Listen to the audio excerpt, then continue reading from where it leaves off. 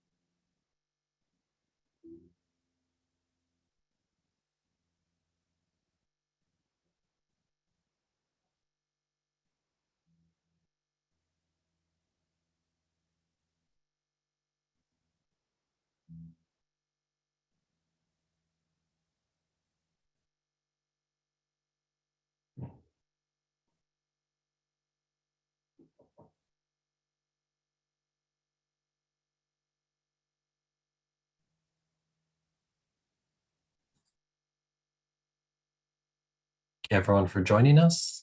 We'll get started in just a minute. We'll just let folks continue to come on in. Really great to have everyone here today.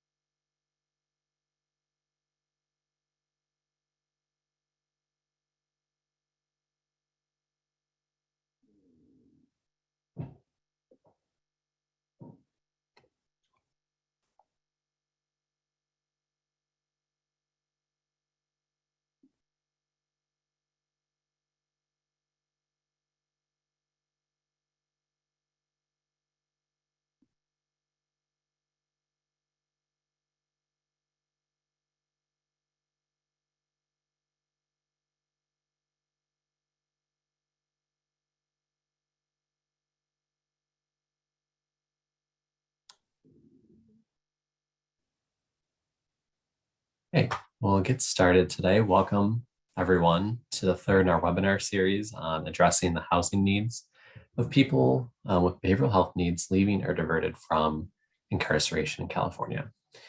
Today, we're discussing common practices for connecting and using housing as a diversion or reentry strategy, focusing on connections to homeless service providers. Some housekeeping as we begin.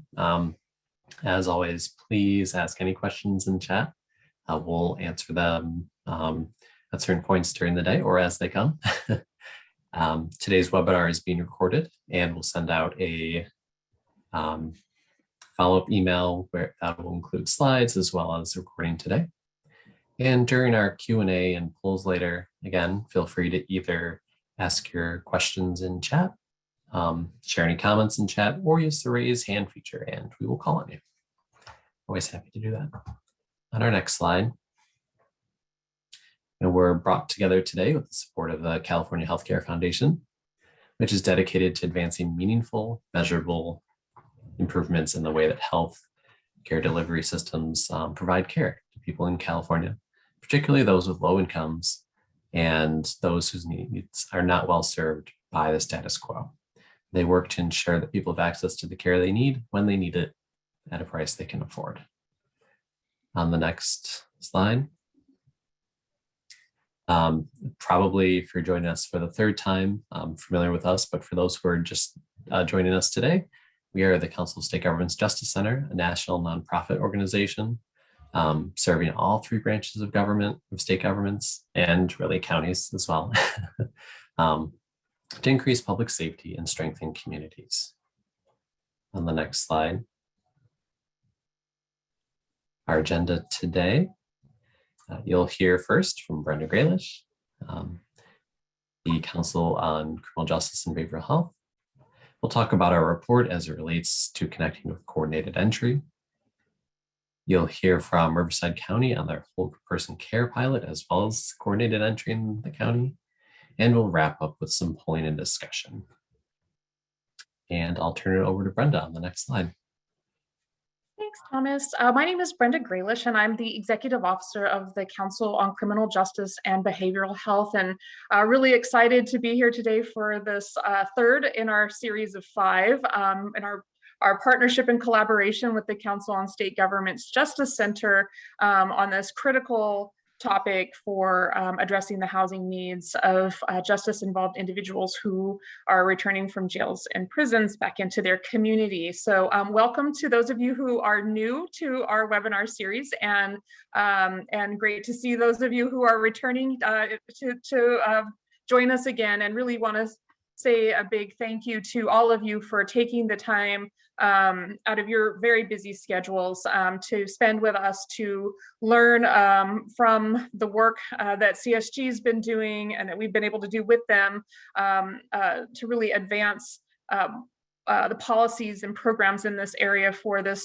population. It's, an equity issue and just, an overlooked population, all too often overlooked population with dire outcomes for our communities and for these individuals themselves and their families. So thank you for the work that you all do, and I'm really grateful to the California Healthcare Foundation for supporting this work, and the Melville Charitable Trust for supporting the report that led up to this work. So, and I'll be remiss if I don't say a big thank you to the Riverside Whole Person Care team. Great to have you guys here as well. And so really excited to hear about the great work that they've been doing in this area, especially as we launch right into CalAIM, California Advancing and Innovating Medi-Cal, which is an important thing to pay attention to for those who might not be aware of it yet, and how it might link up with this, or how it does link up with these work and these efforts. And the Whole Person Care team today will be able to help bring that to life for us. So thanks everybody, and thanks CSG team, and I will turn it back over to you, Thomas. Thanks, Brenda. On our next slide, this is the third in our series. And please note, if you've registered for the 4th session, we've moved the date up to Thursday, the 24th of March. Some of you have probably got that email. And for folks joining us for the first time today, again, you'll receive a follow-up email with the slides, links to recordings, our technical assistance worksheet that accompanies this series, as well as registration links for the next session, in addition to recordings for past sessions. On the next slide, we're going to get started today. We thought that with the quite large turnout, we'd pause to reflect a minute on where we've been so far in this series. So we'll be launching a couple polls today. The first, just kind of to ground us where everyone's at today. So our first poll, just asking what regions everyone's in, how many webinars you've attended thus far, how the weather is today, and what's been helpful during the past webinars. Always nice to have that feedback. Let's see, personally, I am in the statewide category of covering right now. Attended all 3 webinars, surprisingly. It's actually rainy here today, although I think we're transitioning to ice, so that's fun. And for me, it's always helpful to hear from the communities that we have. It's just really great to hear all the great work that's going on locally in California. All right, we have a great representation from across the state today. It's good to see, as well as I think a number of guests, perhaps from out of state, which we're very glad to have you, as well as some folks in the federal government. Really glad to have everyone on today.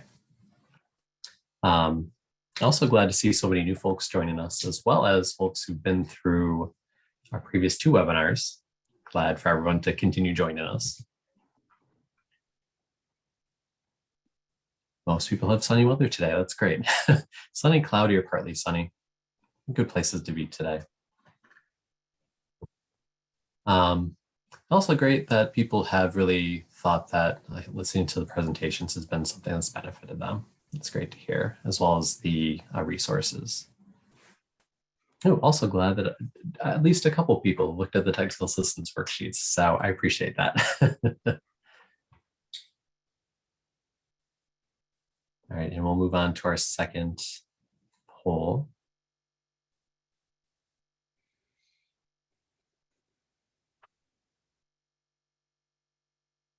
I'll share the results so folks can see. So yeah, again, a good representation across the state. Folks have been with us, and a lot of folks new to us today. So great to have that diversity of experiences here today.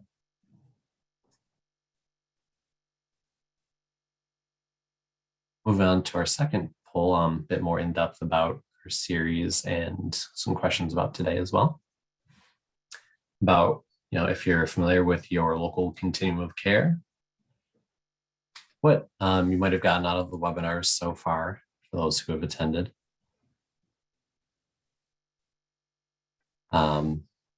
If you've used the worksheets that accompany each webinar, which I saw at least 4 people did. Glad a couple of people have read those and gone through them. And what would be helpful in moving your work forward in addressing homelessness for people with behavioral health needs, leaving or diverted from incarceration.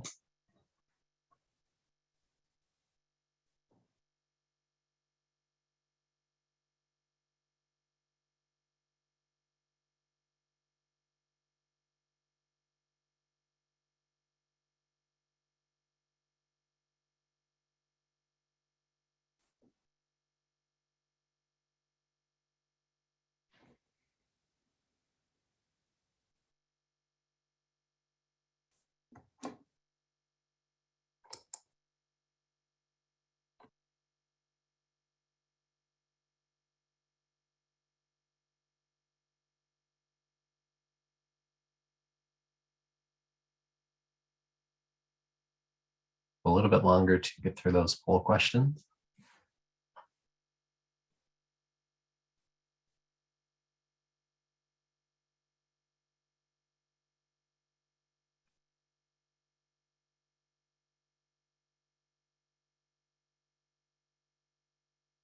Yep, and we gladly welcome folks from out of state today. Glad to have everyone with us today, regardless of where you're at. These issues are also hyper local, but also the experience of trying to address homelessness. There are definitely some universal principles that I think we all benefit from, and also benefit from hearing about what's going on in other states. So welcome you all today. All right. Wrap up our poll. And looks like a fair amount of people are familiar with their continuums of care. I appreciate the people who said maybe always like to include that because maybe you've heard of it, maybe you know exactly what it is. When I was a behavioral health case manager, at times I knew what it was, at times I didn't. Also great to see what people are taking away from the webinars today, or the webinars that we've gone through so far. Also glad that people have been able to start collaborating with others. That's always really great. And if anyone would love to share, and chat about people they've met during the webinar or any new collaborations that have started, really just love to hear that feedback. And also generally like to talk to you in general. So and glad that a few folks have used the technical assistance worksheets. And again, we'll be sending those out in our follow-up emails, as well as in the next registration webinar or registration emails for the next webinar. And on what would help moving this together, this is, I think, just very helpful for us as well as for CCJBH on knowing what we can be doing to help bring down to the counties and local level in providing more assistance. We've got 2 more webinars in the series on developing housing as well as supporting the development of housing through rental assistance and supportive services. But great to know what other directions might really be helpful in the state going forward. or for folks not in the state, what things might be helpful locally.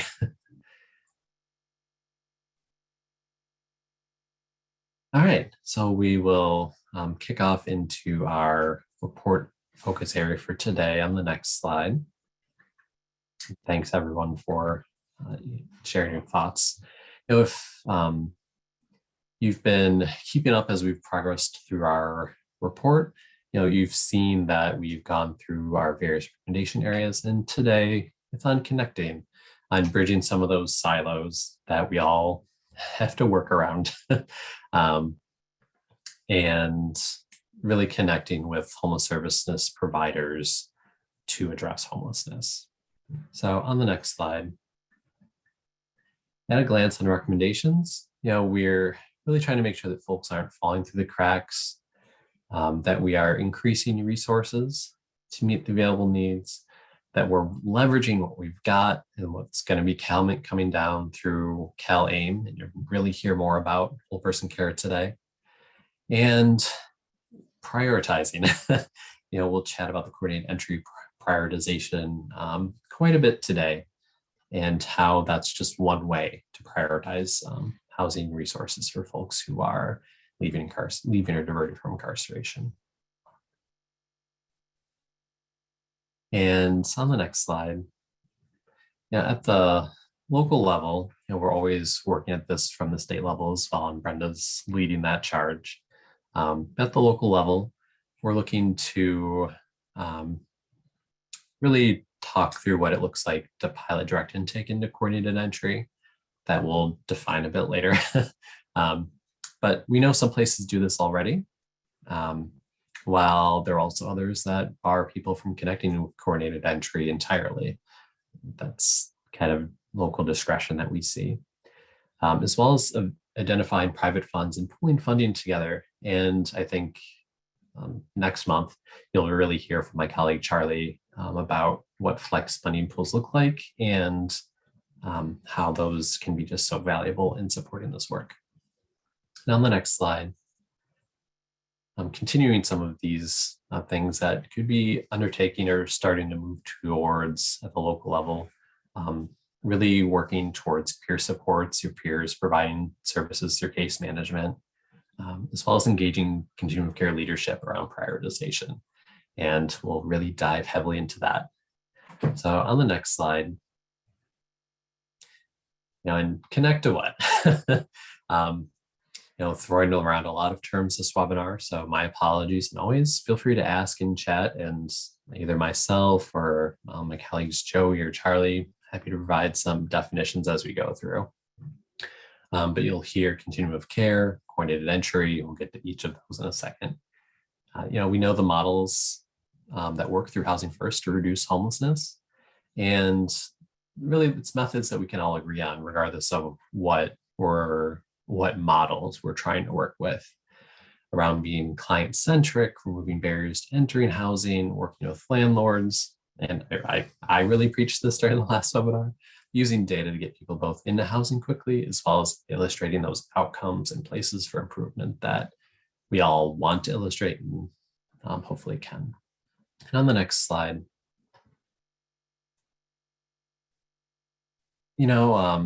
with the affordable housing crisis, a lack of affordable housing generally, permanent housing just isn't always available when we'd love it to be.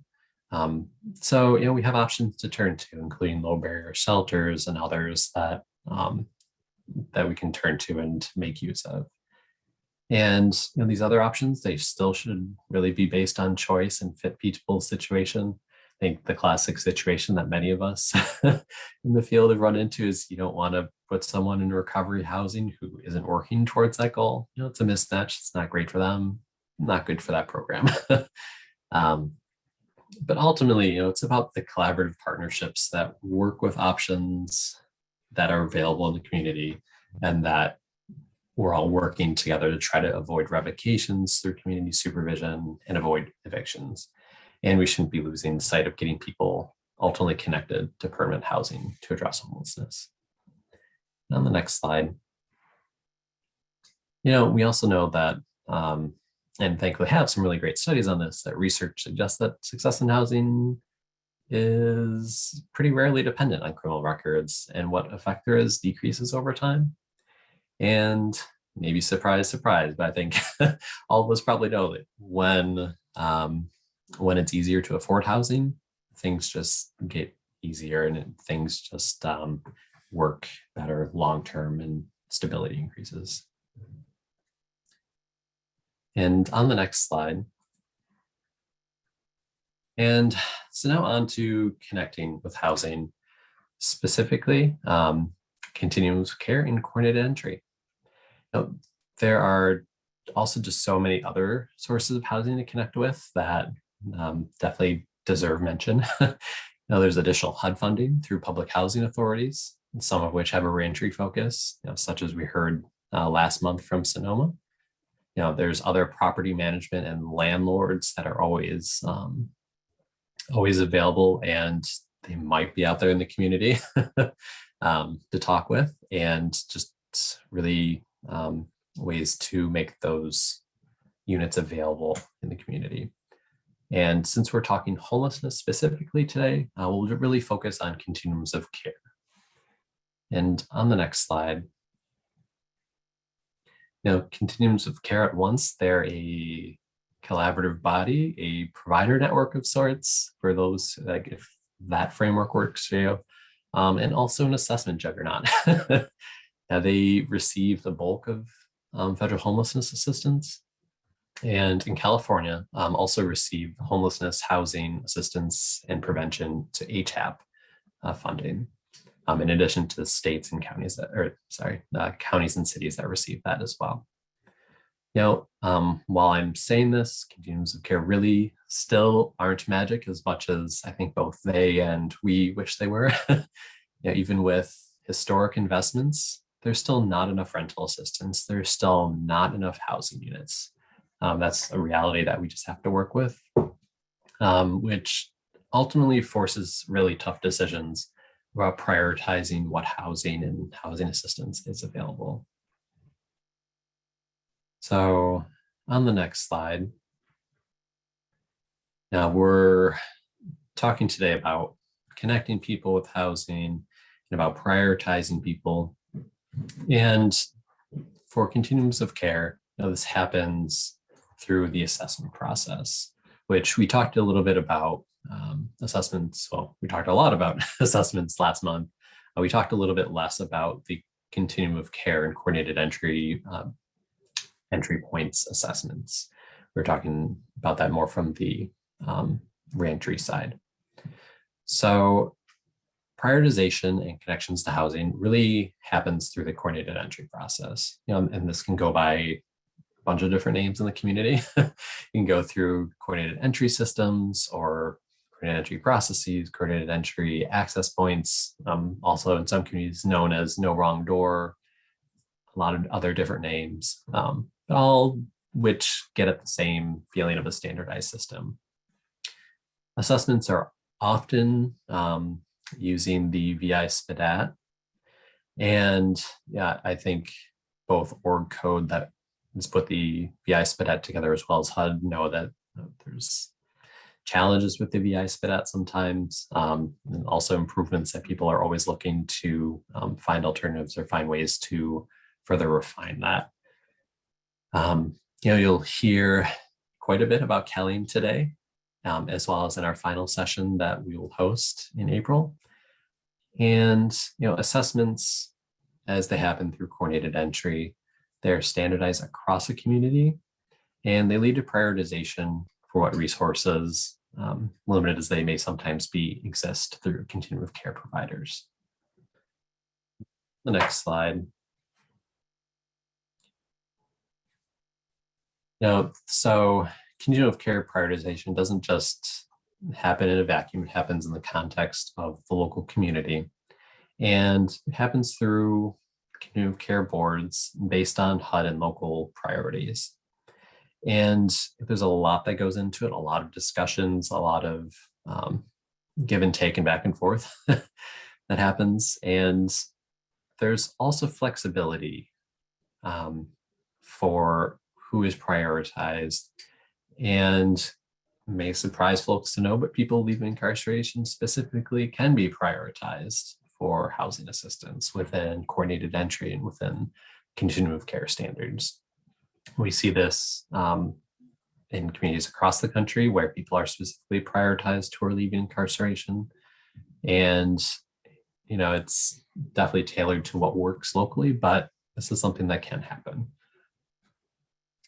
And on the next slide, we know that there's the 90-day limit for people leaving institutions, including jails. But we know that people under 90 days still can be excluded, even if it hasn't added up to 90 days an entire year and all of the math that goes into that. So it's also, while working through HUD's definitions, it's also time for us to be both careful and thoughtful about how those definitions are applied, and that people are getting excluded from services not more than they should, but more often than we might otherwise think that they would be.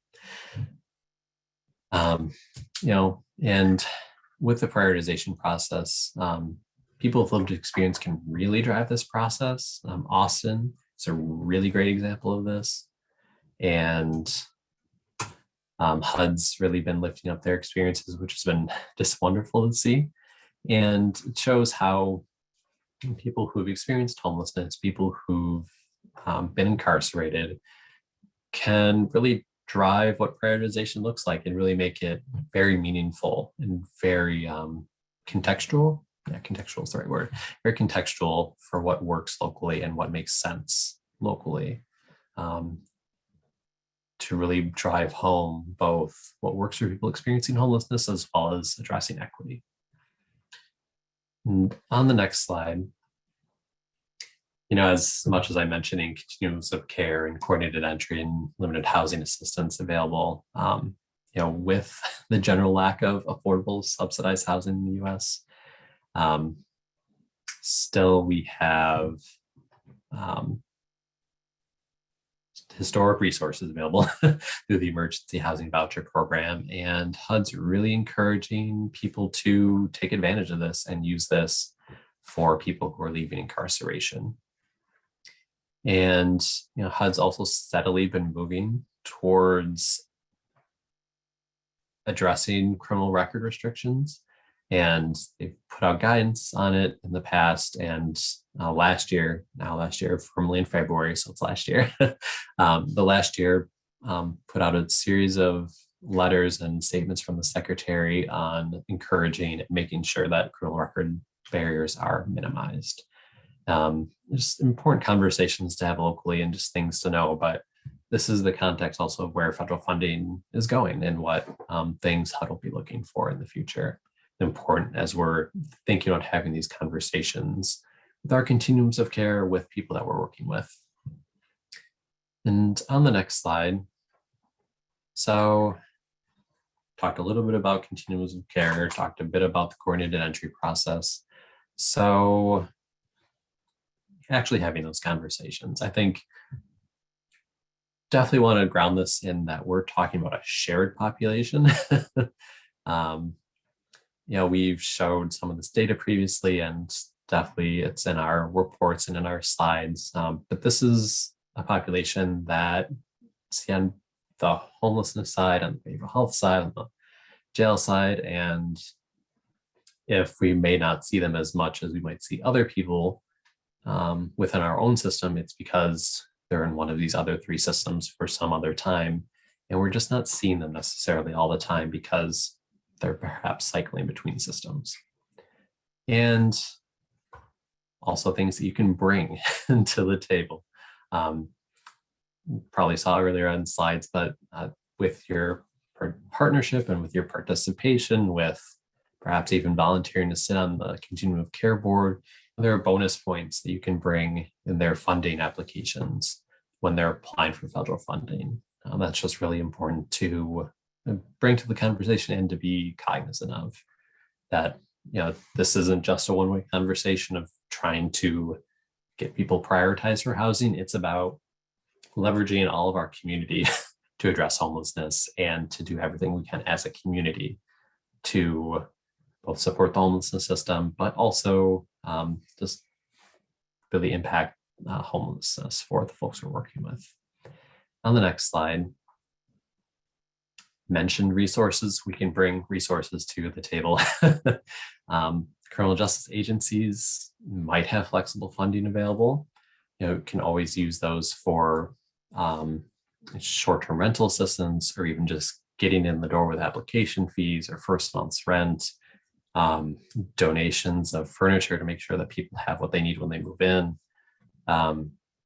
In California specifically, we have adult reentry grant providers and stop providers, and those are services that can be leveraged too for providing these supportive services that are so important to making sure that rental assistance goes as far as it can. We can also align providers such as that, and courts can do this too. Really making sure that they're doing what they can to lower criminal record barriers and providing that front end homelessness prevention role. This might not be getting new people into homelessness assistance, but certainly is preventing more people from coming into contact with these systems, which has an overall big effect. And some courts in other states are really using their flexible funding to provide direct rental assistance. To something to always be thinking of. And of course, behavioral health partners, they definitely know what housing services they have, but also things to think about and things to have in mind around a place like home or other resources and housing funding that you might be thinking of or might just be in your mind as you're having these conversations. So now on the next slide, I'll turn over to the wonderful folks in Riverside on the whole person care pilot, as well as their coordinated entry. And first I'll turn it over to Judy Nightingale. Thank you so much. Hi, can you hear me, Thomas, coming through? Great, okay. Hi, everyone. Really nice to see so many people from across the country chatting in their locations in the chat area. I'm super glad to say that I'm in Southern California, where today it's a bit sunnier, but we actually had hail and snow in several places that don't normally get that in Southern California. So that was interesting yesterday. Anyway, I'm the Director of Population Health for Riverside University Health System. Our health system is comprised of our medical center and community clinics, also behavioral health and public health. And so Sonia Pavieri is on from behavioral health, and she'll be providing a bit more information about the housing portion of our whole person care project. Next slide, please. Next slide. Next slide. So for those of you who are not familiar with what the Whole Person Care Project was, our 2020 Medi-Cal waiver that was implemented in 2015 included a portion specific to the Whole Person Care Project. And this was an optional activity that we could participate in as counties in the state of California. And the intention was to build a program that was specific to high utilizing complex care individuals. And so as I had a conversation with our chief of probation a couple of weeks actually before whole person care funding came out as an offer as part of the 2020 waiver. And so I had decided that I was going to try and help by providing some nursing care to the probation department to assist in case management, since we know how wonderful they are in that arena within the medical setting of the hospital and clinics. So you can see that each of the counties were supposed to incorporate 4 items in their whole person care project. It was supposed to be value-based, care coordination and integration, have a care management component, and then be a population health management of a specific population. Next slide. So our focus, as I mentioned, was on the transition out of incarceration. And we kind of posited that the jail was similar to the hospital and the community setting for both the people coming out of incarceration as well as people coming out of a hospital. Neither should really have to go back into either of those arenas where it's much more expensive and it's not as convenient, obviously, especially for someone incarcerated, but even for someone in the hospital. And so we kind of just took our learnings about planning for your discharge from the hospital when you go in for a planned event such as surgery, and taking that same concept into the arena of incarceration. So if you plan for someone's release well enough, hopefully they won't go back into reincarceration. So our two overarching goals were to reduce reincarceration, and then also to reduce ED usage in place of a primary care or patient-centered medical home. Next slide, please. So why did we choose the probation population? We knew that there was a high rate of reincarceration in those who were incarcerated. Many of them had poor physical health, mental health diagnoses, as well as substance use diagnoses, lack of health insurance, and lack of housing. Next slide, please. So this is a lot of data, and I'm not going to read it to you. You probably know a lot of this data already, but just a few points. We knew that more than 50% of the people on probation needed medical insurance when we started this effort, and we actually found that it was probably more like 80% needed some type of an insurance, Medi-Cal being specifically normally what they would get.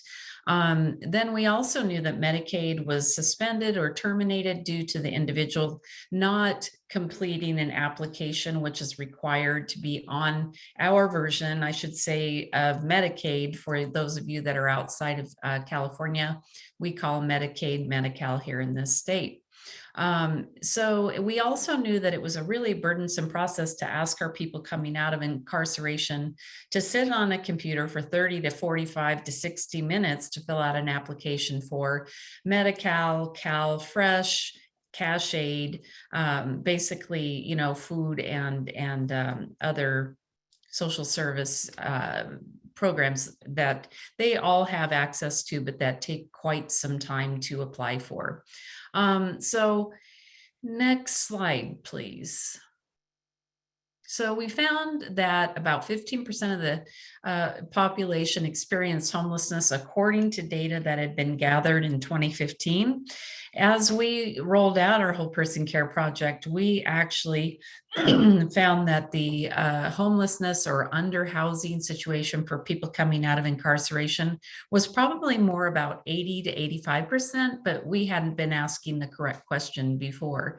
So we already knew that people's social relationships were affected as a result of being in incarceration. And many of the people, when they came out of incarceration, had poor relationships with their family and or previous friends. And so that did lead to a very high level of underhoused. And we found that when we went live with our nurses asking probationers about their housing status, they started by saying, "Are you homeless?" And everyone said no. And we just couldn't believe that that was true. And so we started asking a different question. And that was, where do you sleep at night? And then we started hearing that I'm on my aunt's sofa, I'm on my cousin's floor, I'm in the garage of my nephew. And that's when we really started to understand the rate of homelessness in this population. Next slide, please. So what we did with our whole person care project was we hired 8 RNs that screened in 9 probation sites in our county, as well as in 2 parole sites. And then we also had wraparound services in 2 behavioral health clinics we hired RNs for. We also got approval to hire 12 housing outreach specialists. The churn is so great in that position. I don't think we ever made it to having actually 12 at a time, but we did have FTEs to help in housing. And they additionally not only helped with housing, but they also helped by driving people to places like the DMV or to Social Security or even clinic appointments. So it was really nice. Then we hired a complimentary number of case managers in our FQHCs, federally qualified healthcare centers, to help out the 8 screening nurses for those people who had a lot of need.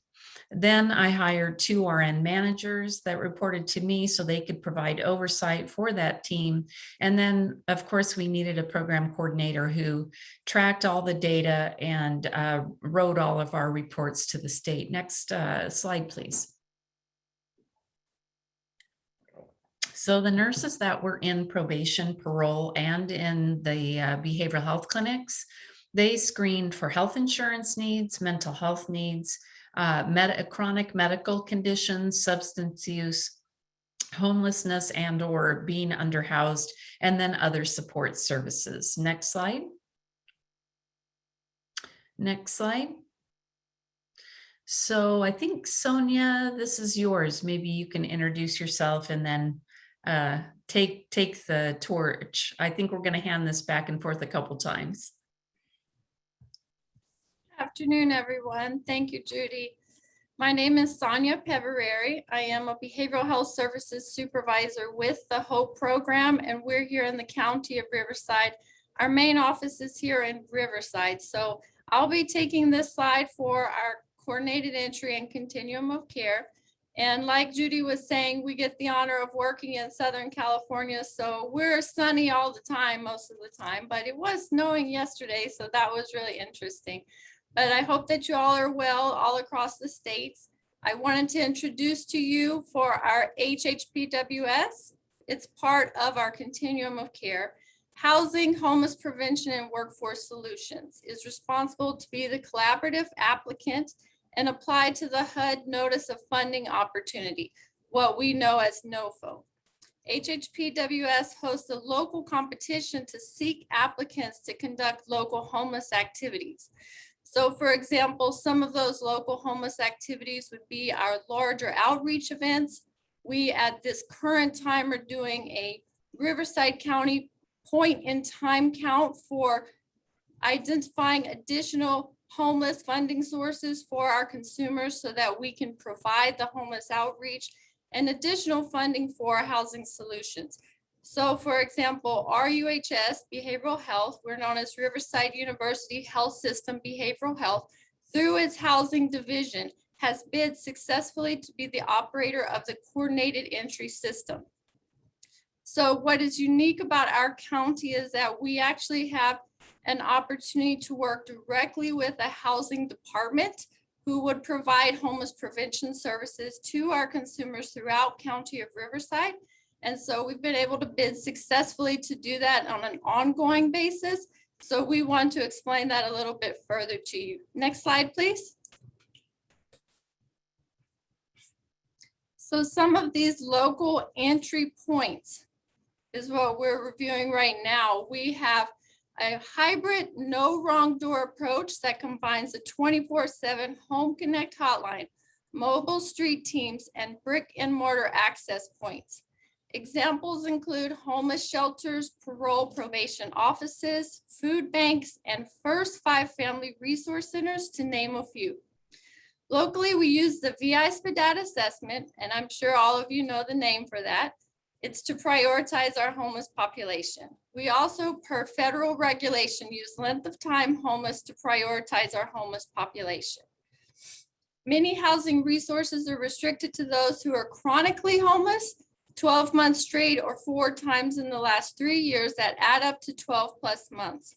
Unfortunately, stays in detention often break someone's chronic homeless status.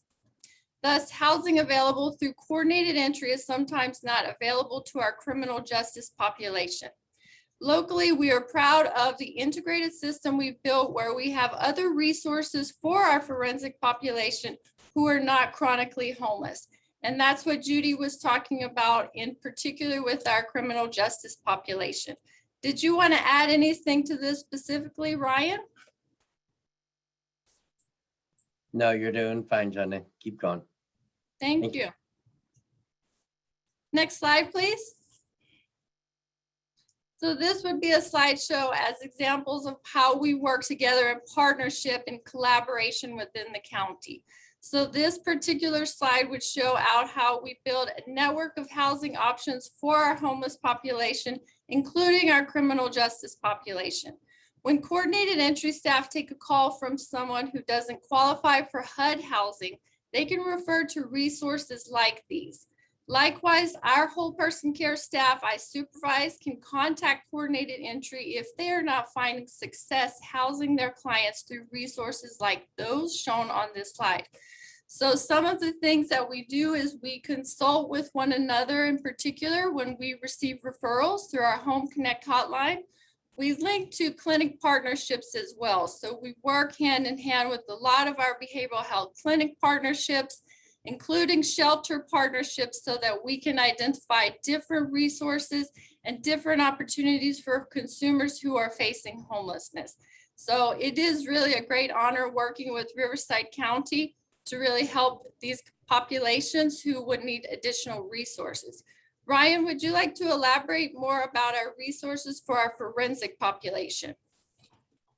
Yeah, sure. First, I think, hi, Ryan Miller, Deputy Director of Behavioral Health here. So one of the chat questions, and Sonia already kind of shared that we all know that difficulty when they fall out of that classification for homelessness. And so our belief is to push hard for a full continuum of housing.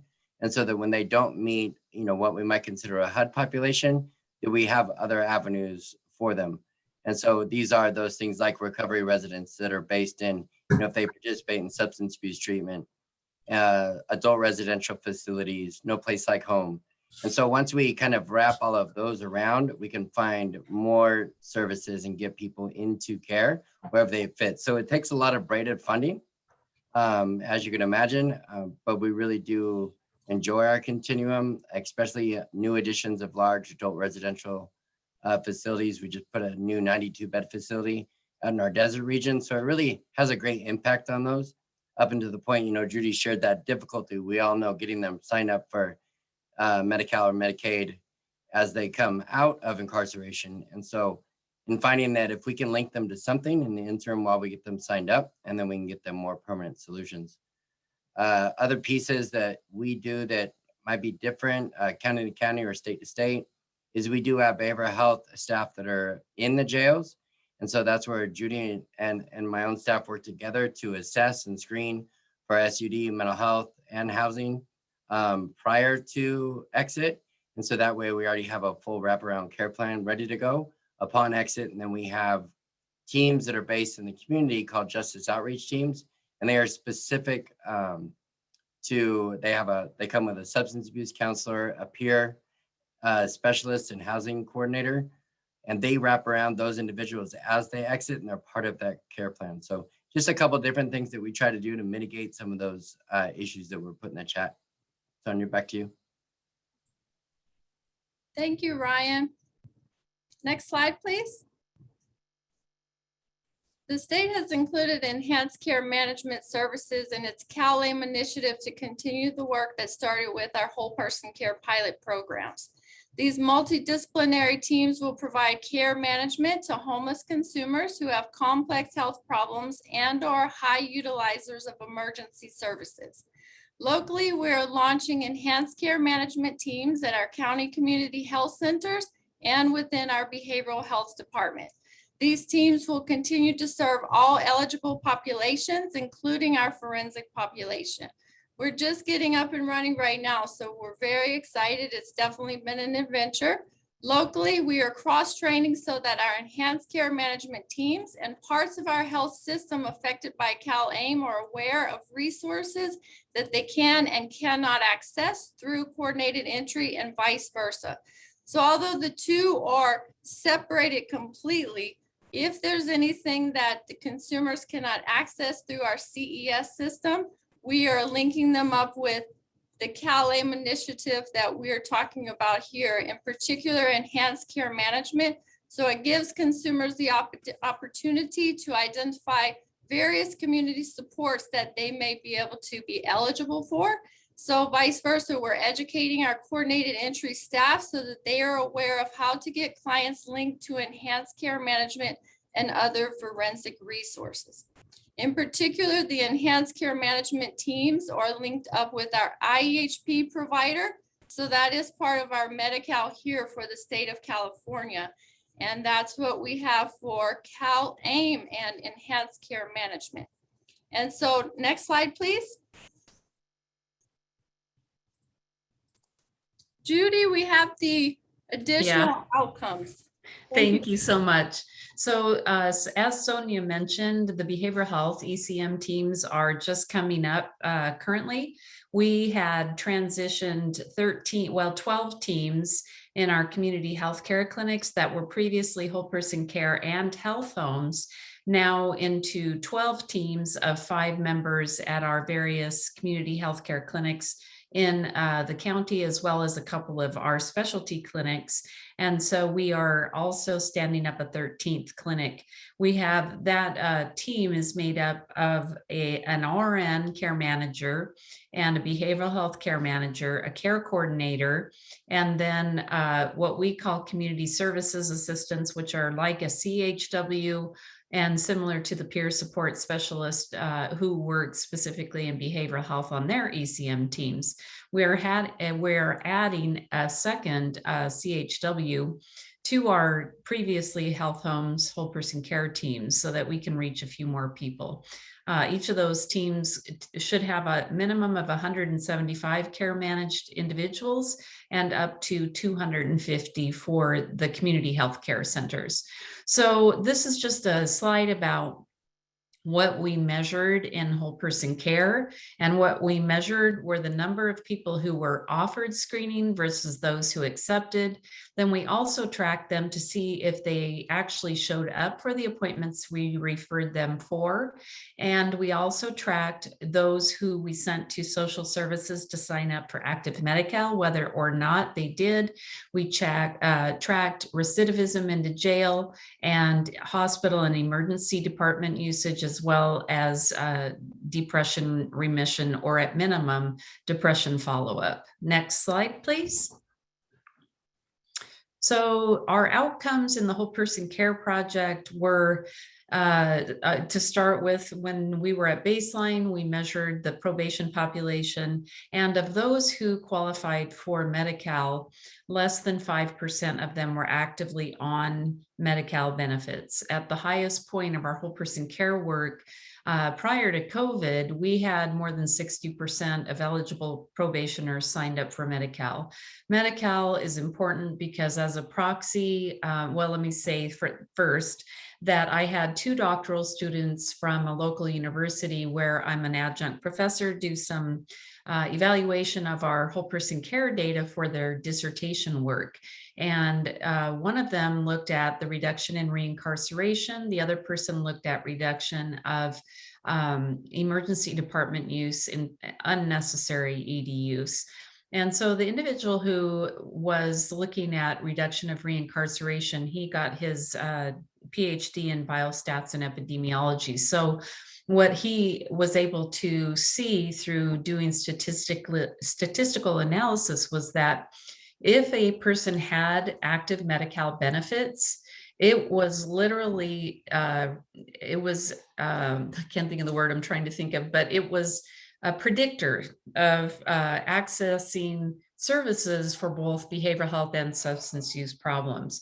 And when the nurses screened and referred someone to behavioral health for a behavioral health concern, and they showed up once, or they referred them for a substance use concern and they showed up at least once, we found in our data on more than 6,100 individuals that it was greater than 65% reduction in reincarceration for one appointment for mental health, and for one appointment for substance use, a reduction of 50% reincarceration as compared to the people that were referred and did not show up for those services.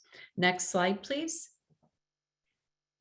So the obvious outcomes as a result of us all working together. Now I know behavioral health, these fine people, Sonia, Ryan, and a whole bunch of other people that I never knew when I was previously the CNO at the hospital and before I got into this this position in population health.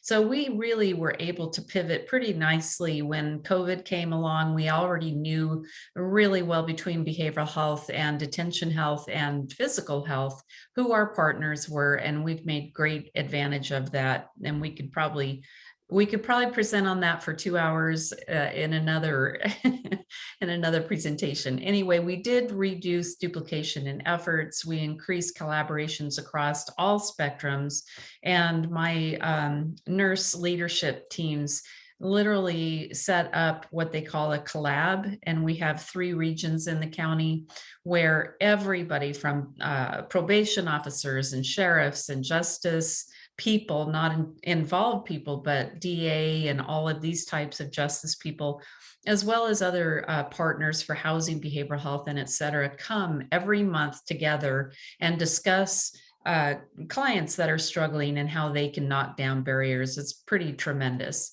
We have a lot of success stories, grateful clients who've completely turned their lives around and haven't gone back into incarceration. Next slide, please. So this is just data from, it looks like this is only through 2020. So I think I may have put the wrong slide in here, but you can still see this says screening accepted 88%. That actually is total screening, because we do a screening and then we do a follow-up screening at 6 months and a follow-up screening at 12 months. And so that overall screening number is 88%, but those we are able to offer services for screening at 48 hours post-release in probation or parole. Of those individuals we've offered screening services to, we've had a 94% acceptance of that. But you can see where those screenings were offered, in what site, and the percent accepted per site as well. Next slide. Next slide. That's our total offered, more than 14,000 now.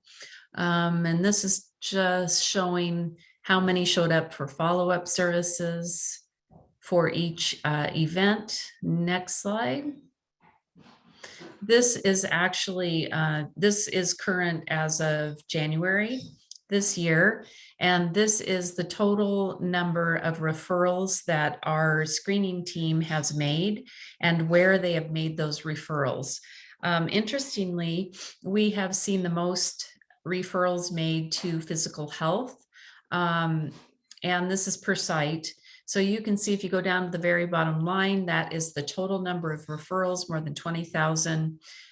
We do refer most people who have more than one problem to overcome to our care managers, and then they just assist them in tandem with the housing outreach team that reports through up to Sonia and then Ryan.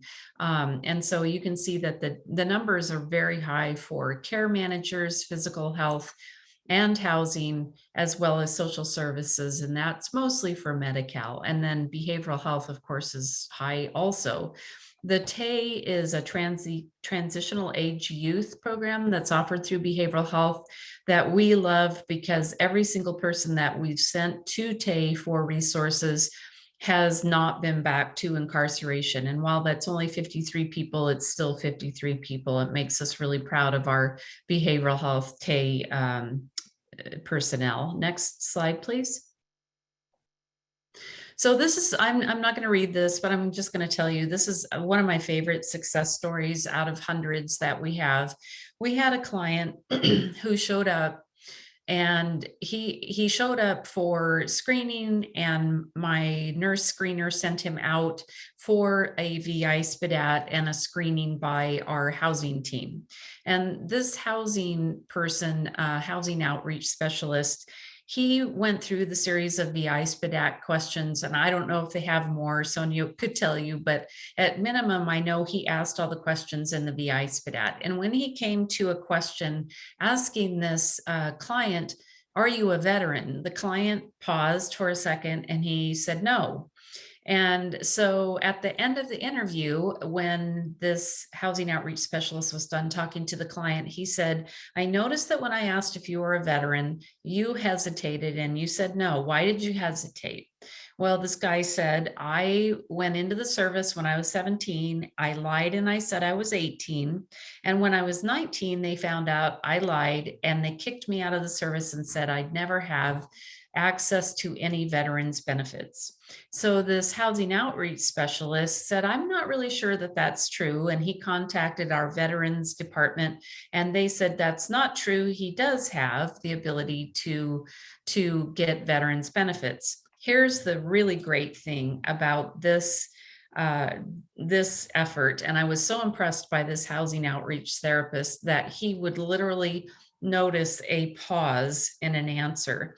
This gentleman had been doing methamphetamines for years and years. He was in his 40s. He had done permanent valve damage in his heart from his methamphetamine use, and his ejection fraction was less than 10%. For those of you that are medical, you know that's extremely bad. The really bad part of that was that he was wearing a defibrillation vest, and his vest would shock him every time that his heart skipped a beat. Well, you can imagine he's homeless. You can't really recharge a defib vest when you're homeless. And so he didn't want to go to shelter because his girlfriend was literally his lifeline. And in shelter, they separate men from women. And so now fast forward, here's a person who cares enough to notice a pause. Now this gentleman and his girlfriend get veteran housing. They become very stable. He does not do any more drugs. His ejection fraction goes up to over 40%. He doesn't need any surgery or defib. And this has been several years now. He and his girlfriend are still housed. They got married, and he is a huge success story. So that's my success story that I love very much. And I have more that I could share also. So next slide. I think that's the end. Yeah, so questions, unless Sonia or Ryan want to add anything else to the presentation. I think the only thing, Judy, I would add is, we didn't put it on our slides, but Brenda went ahead and mentioned it in the chat about community supports, which used to be called ILS, or in lieu of services. So we, as RUHS, are also the main, administrative oversight for community supports, which is paid for by the managed health plan, managed care plan. So that housing package, when you look at the documents of the link that Brenda put in there, that's another piece to fundamentally braid everything in so that we can get the human to the right place at the right time as quickly as possible and off the street. So just something else to look at. That's a huge piece of CalAIMS that we think is going to be essential for our success as we go forward. And in the backdrop, it will also loosen up other grant funds that we currently use for those things and be paid for directly by the health plan, so that we can then push those monies towards something else and do even better. So, no, nicely done, Judy. That was great. Oh, thank you. I did notice one question. What is DPSS? And my apologies. I try so hard not to use those acronyms, and I still do. In our county, DPSS is Department of Public Social Services, and is the body that's responsible for provision of Medicaid, CalFresh, and Cash Aid, as well as many other services. Thomas, do you want to ask us any other questions that maybe we missed during our presentation? Thanks, Judy. We've had just an exceptionally active chat. So if I miss someone's question that has not otherwise been answered already, please feel free to post it again and I will make sure that it gets asked. Let's see. I have a lot of questions, especially around HUD criteria.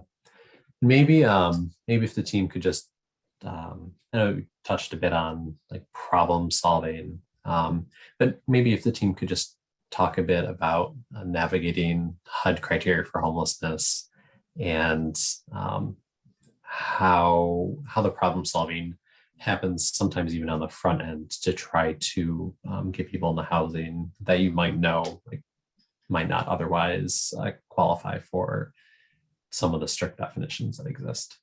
So Sonia and Ryan are the people to comment on that. And I would say that maybe they can explain a bit more about the difference between HUD Section 8 and then actual behavioral health housing. Yeah, Sonia, go ahead. Thank you. Thank you, Judy. So in particular, when we're talking about HUD qualifications and behavioral health, we are thinking more about the severe mental illness when it's with the behavioral health side. And then Section 8 is also involved at times. So for our particular program, we actually will be sharing a diagram later on after this webinar. We wanted to share with you a little bit about our organizational chart and how Hope Housing comes into play with the continuum of care, so that the housing department that's within the Riverside County will provide additional resources to consumers on the HUD definition side. So in particular, if they do have severe mental illness and the chronic homeless status, we would problem solve together through both Home Connect and coordinated entry system to identify what type of housing may be an option for them. So a specific example would be permanent supportive housing. So as long as a consumer would qualify for both behavioral health, severe mental illness, and be connected with one of our behavioral health clinic partnerships, and they also had met the chronic homeless status, we would support them with getting into either the Mental Health Supportive Act, apartment complex, or permanent supportive housing. So that would be more specific. That is separate from Section 8 though in particular, and that's what we do here in Riverside County. We would provide them those opportunities for permanent supportive housing so that they can be successful in housing. And then on other side of the spectrum with Section 8, we're thinking more about when they apply for Section 8 and they qualify for it. But then this in turn connects to the No Place Like Home project, because that would be more based on a project-based voucher for Section 8 versus the one that is tenant-based that will go along with them. So I think that would answer the question. Did anyone else have any questions in particular about Section 8?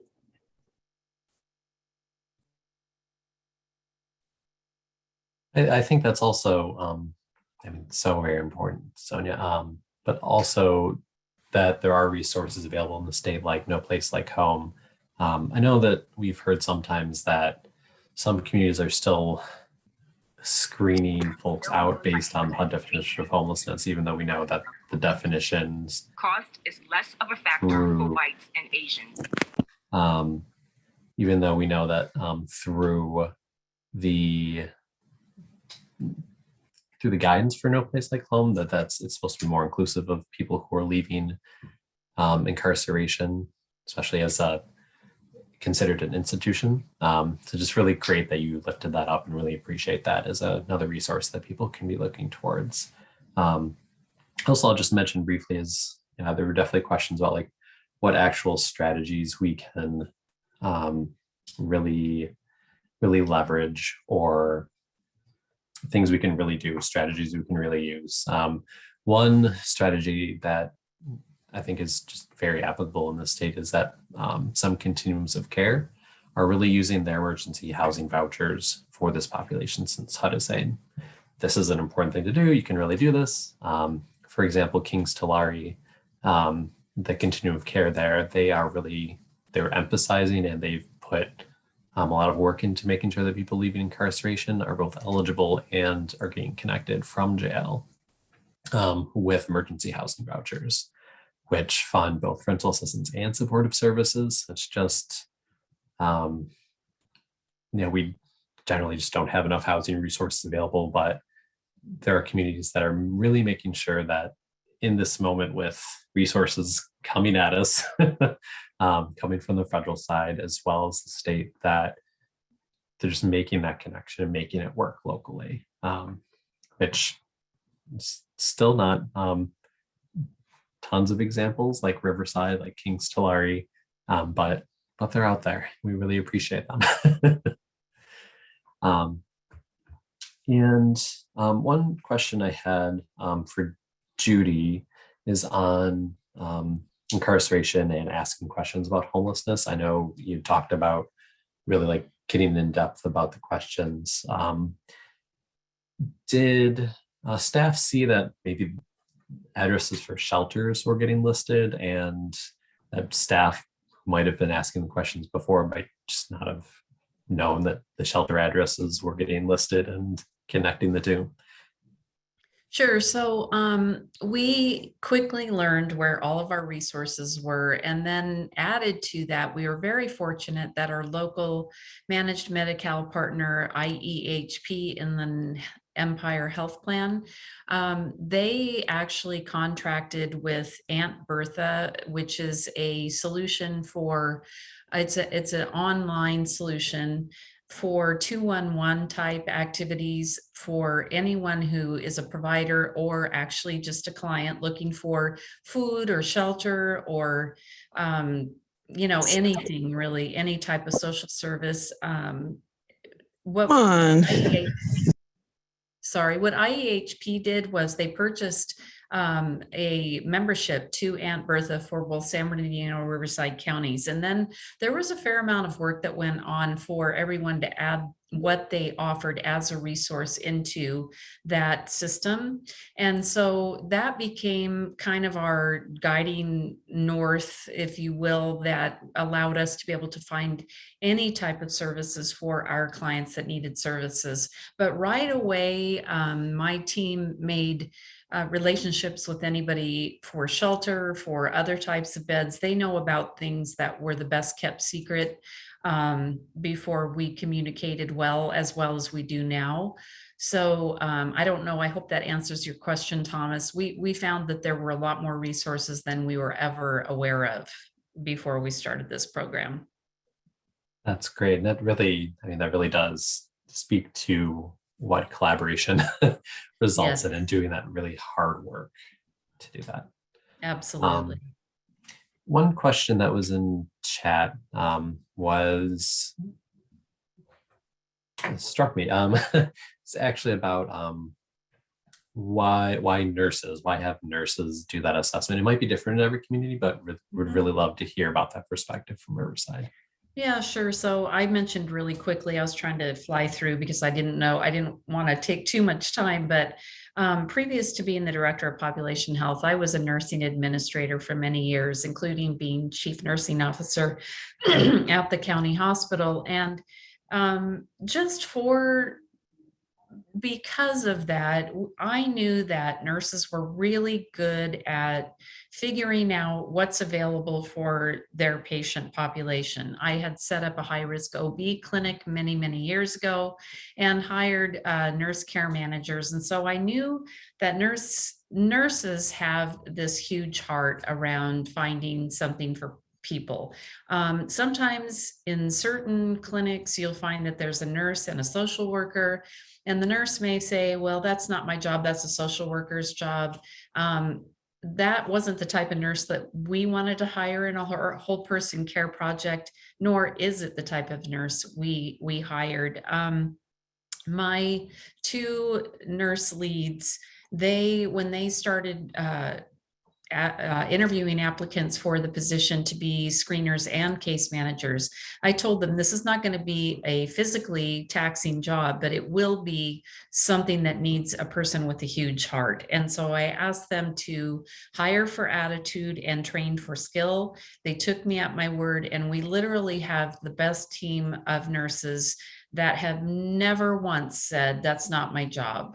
If that person needs a bus pass, they find it. If they need, toothpaste, they find it. They are just incredibly, they're incredible. I'll tell you a really quick story. One of my case managers, they're all trained in motivational interviewing.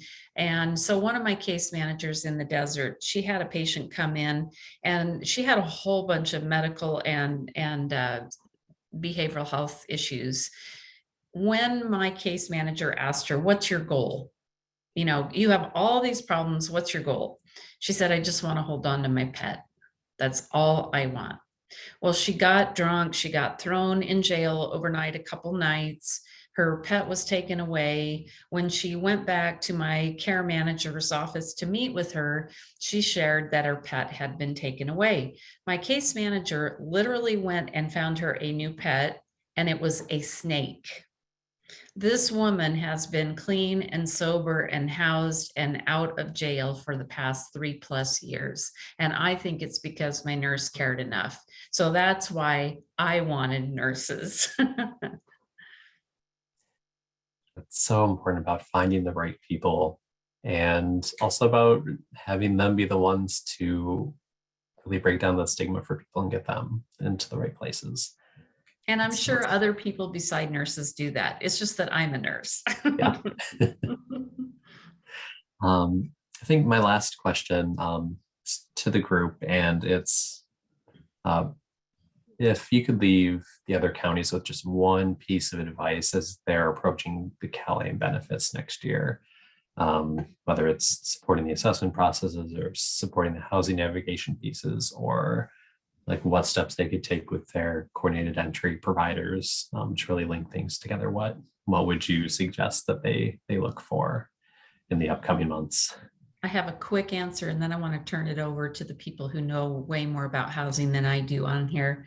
From my perspective, I just would say that if we can provide some type of stability for people coming out of incarceration that assists them in putting their life back together, I think my ideal goal would be to have 6 months of transitional housing where all the resources they need to be successful come to them, such as in old motels that aren't being utilized, and just have a room, a common kitchen, and then all those resources there. And I'll let Ryan and Sonia answer.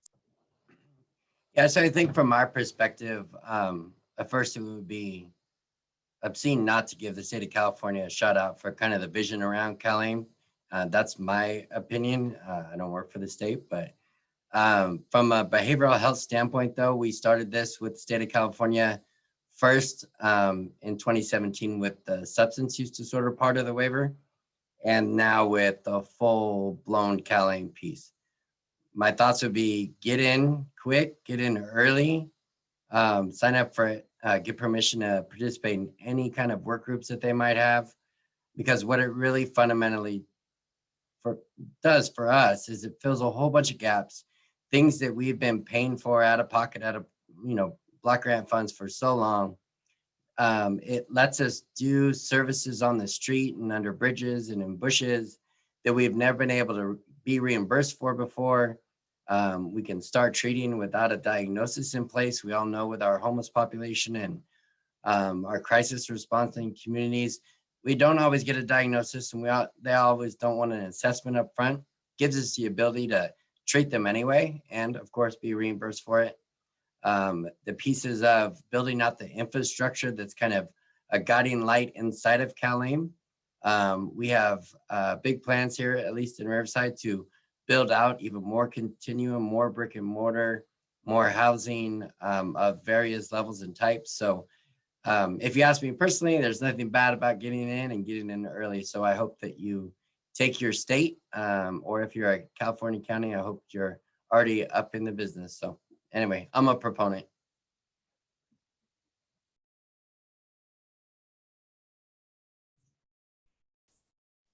And Thomas, we'll turn it back over to you, I think.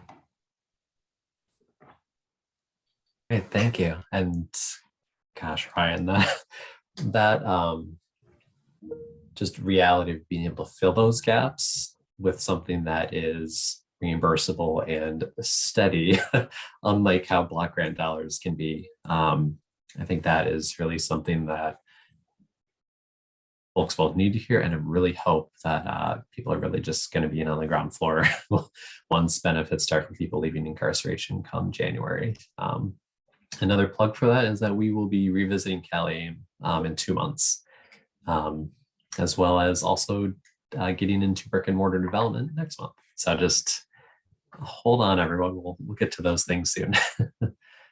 So just thank you, Ryan and Sonia and Judy, for being with us today. Really appreciate your insight and sharing what you've been going through the past couple of years to really leverage resources for people and really learn the lessons that will be upcoming with Callie. Just so very glad for your participation today. Thank you. Thank you for the chance, Thomas. Thank you, Thomas. And on to our next slide.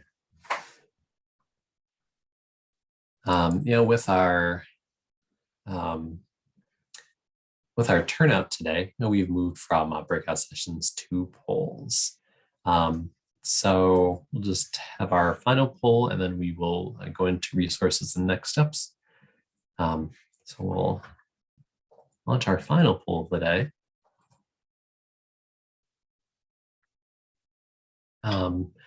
Really getting at what processes you might have in place right now to connect people leaving incarceration with housing. What challenges you're seeing right now with people getting connected to coordinated entry, and if your community's begun planning for leveraging Callie.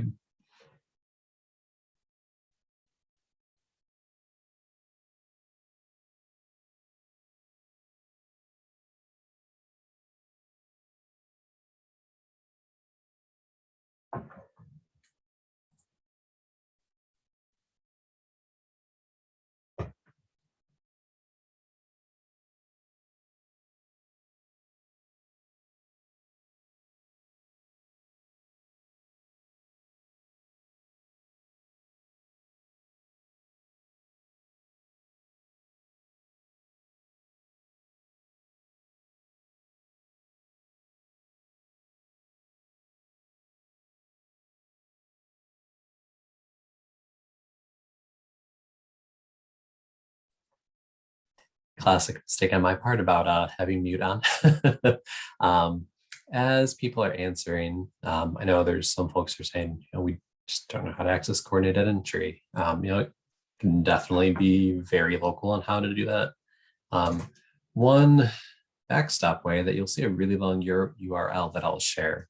But one way to try to figure this out is that you can look up your continuum of care online through HUD, and it'll just share the specific link to California's Continuums of Care. And the collaborative applicant is usually the right location, right person to start asking that question. So then you could have that in mind as you're going forward. But apologies for the really long URL, but that's how it happens sometimes to cut things down to a state from federal data.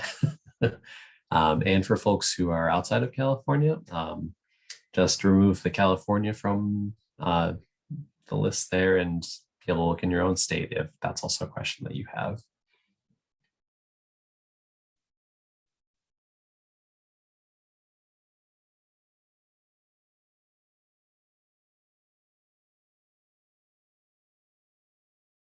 Great, looks like most people were able to answer.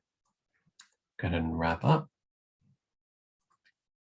And looking at the processes folks have in place right now, some people are actually currently referring people to different housing resources, which is great. A couple actually have or know that they can have people in jail contact coordinated entry directly, which is really great.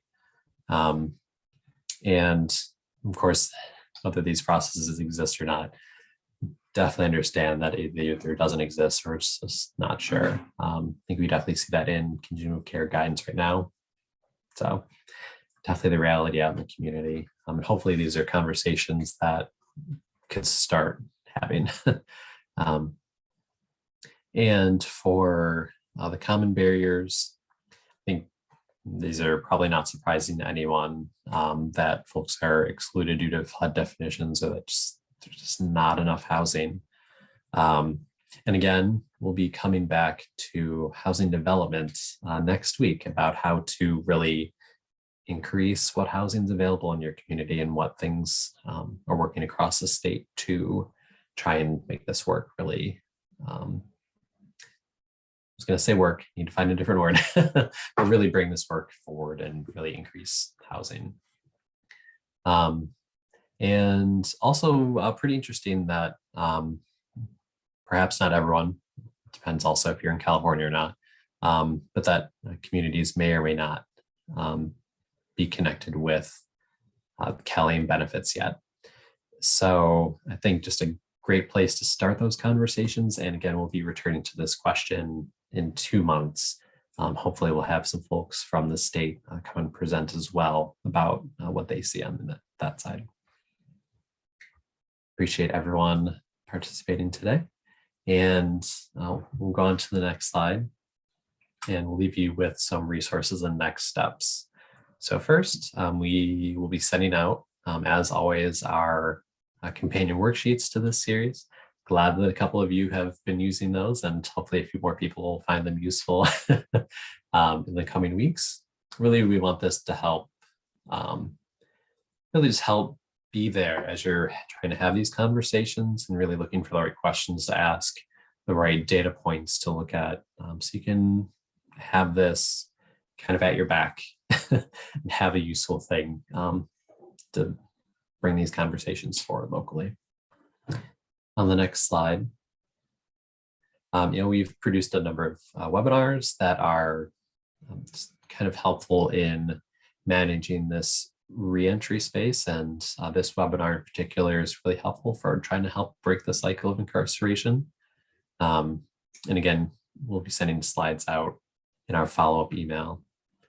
And on the next slide, another webinar, especially around telehealth, that's just been able to expand so much during the pandemic, and thankfully has really been able to connect people perhaps even easier to services while they're incarcerated. And just one way to move this work forward as well. And on the next slide, our next session, again, mentioned a few times, really just want to hammer it home that we'll be talking about developing new housing. And that'll be March 24th. And yeah, we'll just be really excited to see everyone again. And I think we will wrap up there. Thanks, everyone. Really appreciate your time today, and glad both to see new folks and to see some very familiar names.